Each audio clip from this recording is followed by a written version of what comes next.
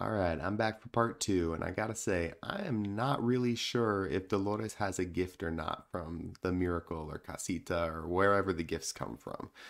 In the last video, we talked about how Dolores from Disney's Encanto, how she can hear super well, and honestly, I started the video planning on talking about improving through physics how it would be impossible to hear all these things unless you had super hearing.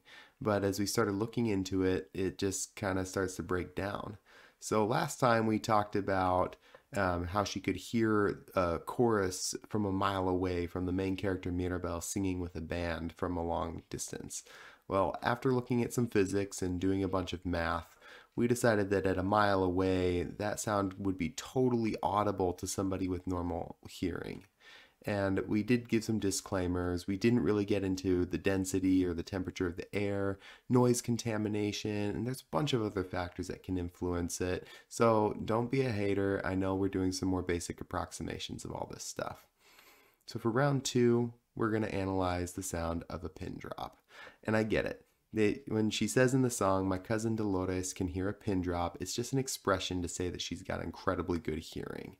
But it could be that Mirabel is convinced that she's got good hearing and Dolores has been hiding from the whole family that maybe she doesn't actually have a gift. I think the math and the physics will speak for themselves after we dig into a couple of these claims about her hearing.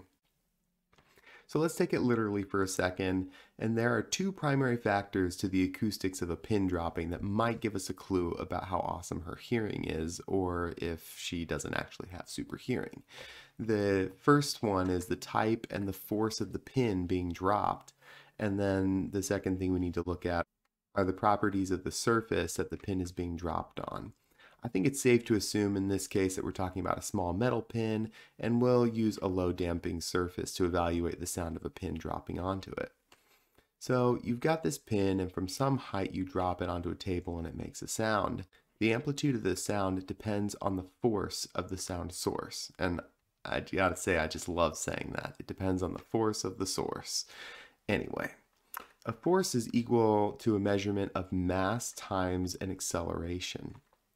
And if you have a low force, you would expect a quieter sound, and a high force would equate to a louder sound. So in this scenario, we've got the mass of a pin that's dropping, and that mass is going to be something really small, like 1 gram or even less than that. But we'll go with this example that it's 1 gram for a pin that's going to be dropping. And so that is a low mass. And then we drop that pin and it has some acceleration as it's falling toward the surface of the table. And we can just use the acceleration of gravity in this case of 9.8 meters per second squared.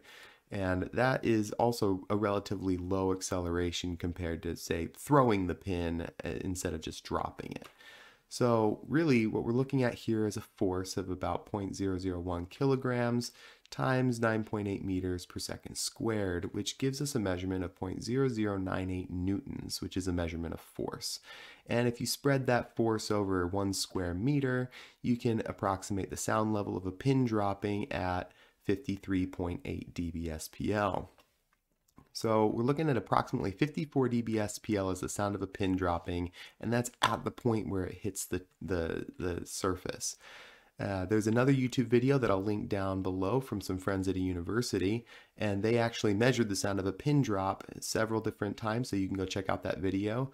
And they measured it at 52 dB, and it looks like their measurement tool is about 0.02 meters or 2 centimeters away. In our last video, we talked about the inverse square law and how as you increase the distance from the sound source, the intensity of the sound decreases. And so ultimately, we are trying to figure out what is the sound level at 1.59 meters away from this pin that's dropping and hitting the ground. Why 1.59 meters? Is that the average height of a Colombian woman? According to Google, it is. So we learned in the last video with the inverse square law that every time you double the distance away from the source, you decrease the sound level by approximately 6 dB. So what's the sound level of the pin dropping at the level of Dolores' ear? So it's 14 dB SPL, which, if you're curious, is audible to someone with normal hearing.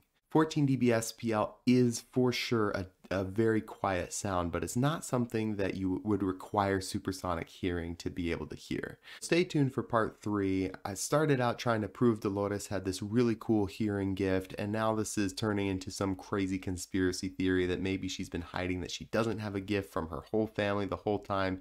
No wonder there's cracks in Casita that Bruno's trying to fill.